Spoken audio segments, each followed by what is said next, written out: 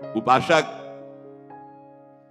Amine मन तेमिन भगवान, जैसी तुम्हारी मन स्थिति वैसी तुम्हें ये सृष्टि दिखाई देगी। अगर तुम्हारा मन भगवदाकार है तो सब भगवान दिखाई देंगे, तुम्हारा मन कामी है तो सब कामी दिखाई देंगे। एमिन मन तेमिन भगवान, जैसा तुम्हारा मन वैसे ही तुम्हें भगवान का अनुभव। जाकी रही भावना जैसी, प्रभु मूर्ति देखी तिन तैसी। इसलिए अपनी भावना को सुधारो। भक्ति का फल है भाव शुद्ध हो जाना। निद्रा, तंद्रा, आलस्य, विक्षेप, संशय, ये जिसके जीवन में अधिकायत है उसका सर्वनाश निश्चित हो जाता है साधना का। नींद पर काबू पाओ, निद्रा के अधीन मत हो। ये बहुत बड़ी शत्रु है, ये भजन का नाश करने वाली है। इसको मत ये सोचो कि अभी तो नई अवस्था है, नहीं, इसी अवस्था में इसको काबू पालो, नहीं तो कुछ नहीं होता। जहां देखो, हम देखा है भयो वृद्ध जनों को जिनको कहा जाता है कि अब भजन की अवस्था है, वहां देखा है बैठे बैठे बात करते करते जब देखो तब ऐसे मुंह बगाड़ दिए, लाल टपक रही, जब देखो, देखा हमने। क्योंकि हृदय मलिन है तो तमोगुण का ही राज्य रहेगा, सतोगुण थोड़ी आ जाएगा। यौवन अवस्था में निद्रा को शासन में ले ले, विजयी या अभ्यास विजयी कर देता है। निद्रा, तंद्रा, ना नींद है ना जागृत अवस्था है, वो बेशुद्ध अवस्था सी रहती है। आलस्य, किसी भी सत्कार्य के लिए अंदर उत्साह न रहना। विक्षेप, बार बार भोगों का आकर्षण होना। संशय, ये बातें बिल्कुल साधक के जीवन में नहीं होनी। पक्की बात समझ लो, भगवान को प्राप्त करना कठिन नहीं है, संसार का राग त्यागना कठिन है। और वो सत्संग शुरू है, भगवान ने सत्संग दे दिया है, ये रोज काट रहा है तुम्हारे संसार राग को, पक्का मानना। निद्रा, तंद्रा, आलस्य, विक्षेप, संशय, ये जीवन में साधक के नहीं होने चाहिए। श्रद्धा, भक्ति, नम्रता, उत्साह, धैर्य, थोड़ा भोजन और पवित्र आचरण, पवित्र वस्त्र, पवित्र आसन। कल एक उपासक प्रश्न कर रहे थे कि आसनों का भगवत प्राप्ति में कितना योग है। बहुत ज्यादा योग है, पर सिद्धासन और पद्मासन में बैठने की वो भूल न करे जिसका ब्रह्मचर्य ठीक नहीं है। भूल न करे, नहीं शरीर पीड़ा और रोग से ग्रसित हो जाएगा। ये वायु को संशोधित करके, चर्बी को भस्म करके, शरीर को शांत करके और मन को एकाग्र करके, प्राणों को सूक्ष्म करके भगवत प्राप्ति कराने में बहुत ही सहयोगी आसन है पद्मासन और सिद्धासन। लेकिन उसके पहले ब्रह्मचर्य का नियम नहीं, तो इन आसनों पे बैठने की भूल न करे। गृहस्थ सुखासन पर बैठे, पलथी अलथी पलथी मार करके ऐसे आराम से सुखासन पर अभ्यास करे, 30 मिनट, 40 मिनट, 48 मिनट शांत भाव से मंत्राकार वृत्ति करने का, ये सब सही है। लेकिन 1.5 घंटे, 2 घंटे, 2.5 घंटे, 3 घंटे सिद्धासन और पद्मासन में, गृहस्थ धर्म में जो ब्रह्मचर्य का ठीक पालन नहीं करते उन्हें, और विरक्त धर्म में ही इस आसनों का विशेष प्रभाव पड़ता है। तो अगर गृहस्थी में ब्रह्मचर्य का पालन कर रहा है तो बैठ सकता है। योग कोई ऐसी चीज नहीं है कि जो चाहे जैसे चाहे ऐसे मनमानी आचरण नहीं, गुरु के समीप, नहीं तो शरीर रोग से ग्रसित होने की संभावना रहती। प्राणवायु बिगड़ जाए तो कई प्रकार के रोग उत्पन्न हो जाते हैं। उपासक को चाहिए कि आसनों का अवश्य अभ्यास करे, इससे ऊर्ध्वरेता होने में बहुत सहयोग होता है आसनों से, ब्रह्मचर्य का। जैसे आप शांत ऐसे बैठे हैं पद्मासन या सिद्धासन से, अब आपके अंदर वायु बिगड़ेगी, भीषण दर्द शुरू होगा, जांघों में दर्द शुरू होगा, शरीर में विशेष हरकत पैदा होगी, विशेष बिजली दौड़ेगी, एक शक्ति, शांत एकदम, मंत्र में पूरी वृत्ति। अब वो बिजली जो पावर पैदा हो रही, वो आपकी सुषुम्ना नाड़ी को, जो सीधी 90 अंश के कोण में साधन में बैठा जाता है, सीधे मेरुदंड, सीधे ऐसे, यहां से नापा जाए तो सीधे ऐसे 90 अंश का, वो ऐसे नहीं होना चाहिए। जितने मिनट, 1.25 घंटा, 1.5 घंटा, 2 घंटा, सीधे ऐसे। आज्ञा चक्र पर दृष्टि हो आंतरिक या नासाग्र दृष्टि हो, और उसमें बार बार मंत्र लिखा जा रहा हो, चूक नहीं होनी चाहिए। मंत्र की चूक नहीं, बहुत जल्दी लाभ प्राप्त होता है, पर इसके लिए पूर्ण ब्रह्मचर्य की आवश्यकता है। जरा भी चूक नहीं, जैसा कह रहे हैं वैसा। प्राण सूक्ष्म होने लगेंगे, मन एकाग्र होने लगेगा, शरीर शांत होने लगेगा, चंचलता रहित।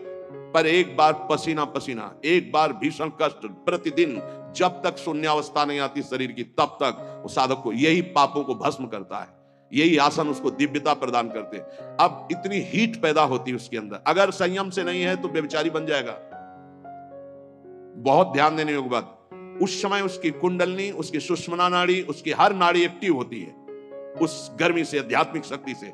अगर वो व्यभिचार की जरा भी गलती करेगा तो कुंडलनी की अधोगति हो जाएगी, अधोगति नीचे की तरफ, वही भारी व्यभिचारी बन जाएगा।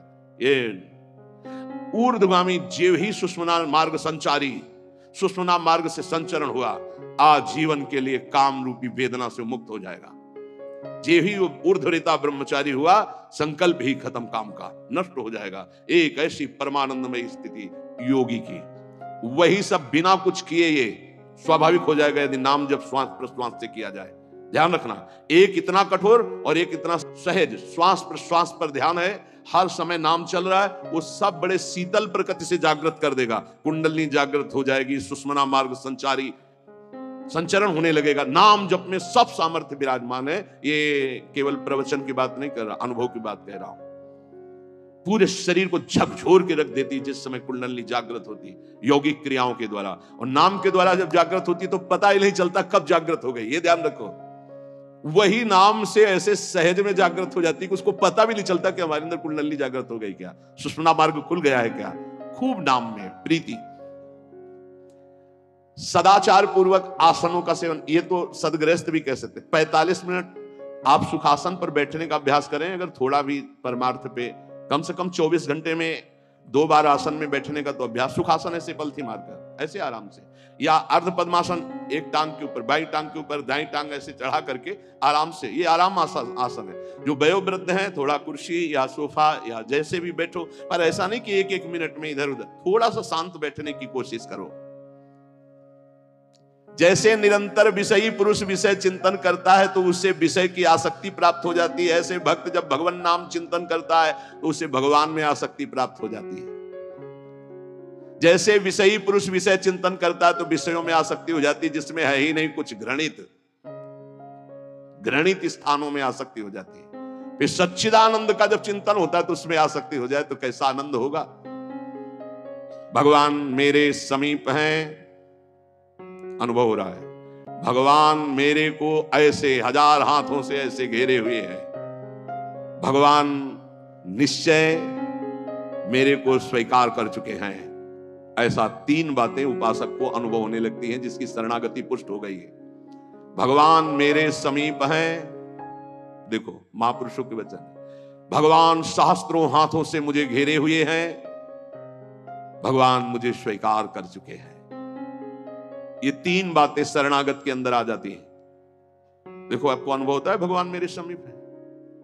अगर नहीं हो रहा तो अभी आपका कोई है, इसीलिए नहीं हो रहा। ये पूज्य श्री राधा बाबा कहते हैं हमारे श्री कृष्ण में एक स्वभाव ऐसा है, वो दूसरिया पसंद नहीं करते,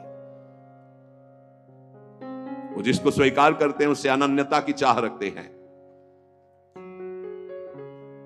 मौन, अन्य चेष्टाहीन, शरीर मन वाणी केवल आराध्य देव में, तो अनुभव होने लगेगा कैसे प्रभु हमारे समीप रहते हैं। ये कितने बड़े महापुरुषों की खुली हुई बात है। भगवान मेरे समीप हैं, भगवान मुझे शास्त्रों भुजाओं से ढके हुए हैं, मेरी रक्षा कर रहे हैं, भगवान मुझे स्वीकार कर चुके हैं। ऐसा शरणागत को अनुभव होता है। आपको यदि अनुभव नहीं हो रहा तो मौन, सारी चेष्टाएं भगवान के लिए, शरीर मन और वाणी प्रभु के चरणों में समर्पित, तो आपको अनुभव होगा प्रभु मेरे समीप है। अनुभव होता है हर उपासक को। जीवित कैसे रहे, जो भोगों से जीवित है उनकी बात अलग, जो प्रभु से जीवित है उनकी बात। कोई सोच सकता है ये तो विरक्त कर सकता है, गृहस्थ कैसे कर सकता है, तो बोले गृहस्थ संबंधी जितने कार्य वो सब प्रभु को अर्पित करो, नियम से भजन का समय रखो। इतने समय ठाकुर सेवा, इतने समय पाठ, इतने समय भजन, इतने समय ड्यूटी, इतने समय अपने कार्य, समय से सब कार्य, संसारिक कार्यों को भी समय से करो और भगवत अर्पित करो। जब तक दूसरों से क्रोध करते हो, द्वेष करते हो, कपट रखते हो, स्वार्थ भरा व्यवहार करते हो, अभिमान भरी वाणी बोलते हो और लोक में दूसरों की निंदा करते हो, तब तक हृदय में विद्यमान भगवान होने पर भी तुम ये अनुभव नहीं कर सकते कि वो मेरे समीप हैं। बहुत अमृत में वचन है, पता नहीं आपको कैसे लग रहे हो, बिल्कुल अंदर का ऑपरेशन है। जब तक दूसरों से क्रोध करते हो, द्वेष करते हो, कपट भरा व्यवहार करते हो, स्वार्थ रखते हो, अभिमान भरी बात बोलते हो, दूसरों की निंदा करते हो, तो हृदय में विद्यमान रहने पर भी भगवान का अनुभव नहीं कर सकते कि वो मेरे समीप हैं। ब्रह्मचर्यमय जीवन परम पुरुषार्थमय जीवन होता है। ब्रह्मचर्य ही ब्रह्म की प्राप्ति का मुख्य हेतु होता है। ये मुख्य हेतु होता है। मान लो जिसके त्यागने में इतना सुख है, उसको रोकने में कितना सुख होगा। मान लो ये डॉक्टरों की ये बात हमारी समझ में नहीं आती जो ये कहते हैं कि ऐसा करना ठीक है। हमको उन लोगों की बात समझ में नहीं आती जो कहते हैं सर्वनाश का खेल खेलो और तुम स्वस्थ रहोगे। भगवान ऐसों की बुद्धि को बचाएं। जो प्रमाण देना चाहिए कि हमारी नई पीढ़ी, हमारी नई समाज कैसे संयम में रहकर ऊपर उठती है। कोई भी घड़े में छेद कर दो भर जाए, ऐसा कैसे हो सकता है। चलनी में गैयादू है, दोष दैव को दे, हरि गुरु कहो न माने। कैसा कलयुग बढ़ गया है कि प्रमाण दिया जाता है सीरियल नौटंकी नाटकों से और डॉक्टरों से। कैसी बुद्धि भ्रष्ट हो गई है उपदेश देने वालों की। धर्म शास्त्रों की अवहेलना करके ऐसे उपदेश देने वालों को नरक की गति प्राप्त होगी, कोई भी हो। क्यों? क्योंकि वो जब ऐसा उपदेश कर रहा है तो स्वयं उसकी ऐसी धारणा है। और व्यभिचारी की गति कभी शुभ नहीं हो सकती। व्यसनी धन शुभ गति व्यभिचारी कभी नहीं हो सकती। शास्त्र मर्यादा का नाश करने वाले ऐसे लोग प्रमाण देते हैं नाटकों, नौटंकी और फिल्मों का कि ऐसा करना उस फिल्म में कहा गया, ऐसा करना उस। डॉक्टर क्या है? शरीर संबंधी अंगों का ज्ञान रखने वाला है, ना कि वो परमार्थ विजयी योद्धा है। वो काम क्रोध लोभ मोह मद इनका ऑपरेशन करना जानता है क्या? इतना चाहे जितना तुम डिग्री ले लो, इस शरीर का तुम ज्ञान रख सकते हो, लेकिन मन का और बुद्धि का और परमात्मा तत्व का ज्ञान प्राप्त करने वाले महापुरुषों की, ब्रह्म ऋषियों की वाणियों का खंडन करने का अधिकार नहीं है। उन्हीं की बात से हमारा परमार्थ शुद्ध होता है। शरीर में जितनी पावर शक्तियां हैं, वो सबका अंतिम रूप वीर्य है। सबका अंतिम रूप, सप्तम धातु का अंतिम रूप बनता है जाकर वीर्य। और उस पावर का नाश करने वाला कभी स्वस्थ रह सकता है? कैसी बुद्धि है, कैसा उपदेश है। यहां कह रहे हैं कि परमार्थ की शुरुआत ही ब्रह्मचर्य से होती है। इसलिए चाहे गृहस्थ हो चाहे विरक्त, गृहस्थ तो संयम से संतानोत्पत्ति के लिए भगवत प्रणाम करके, भगवत आराधना करके, दिशाओं को नमस्कार करके, तिथि और समय की योग्यता देख करके संतानोत्पत्ति के लिए भगवत पूजा भाव रखकर वो संयोग किया जाता है, सहवास किया जाता है। और भगवान की प्राप्ति के मार्ग में चलने के लिए इसका संचय किया जाता है। ब्रह्मचर्य परम जीवन, परम पुरुषार्थ ब्रह्ममय है।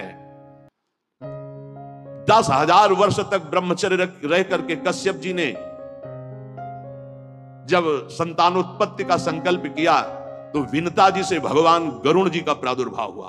भगवान अरुण जी का, जो सूर्य के सारथी और जो हरि के वाहन गरुण जी, अरुण जी। फिर 1000 वर्ष तक रहकर भगवान वासुकी, भगवान शेष, अनंत फणधारी, इनका जब जब वो सहवास करते तो हजारों वर्ष ब्रह्मचर्य रह के तो बलिष्ठ देवता, बलिष्ठ दैत्य सब उन्हीं से प्रकाशित हुए, कश्यप जी से। ब्रह्मचर्य पूर्वक जीवन कई वर्ष व्यतीत करके नाम जप करते हुए फिर संतान, तो चाहे बालिका हो चाहे बालक, वो जगत मंगल करने वाला हो, पशुओं जैसे आचरण से नहीं। ब्रह्मचर्य जिसका ठीक है वही, चाहे गृहस्थ हो चाहे विरक्त, वही परमार्थ पर विजयी हुआ है आज तक।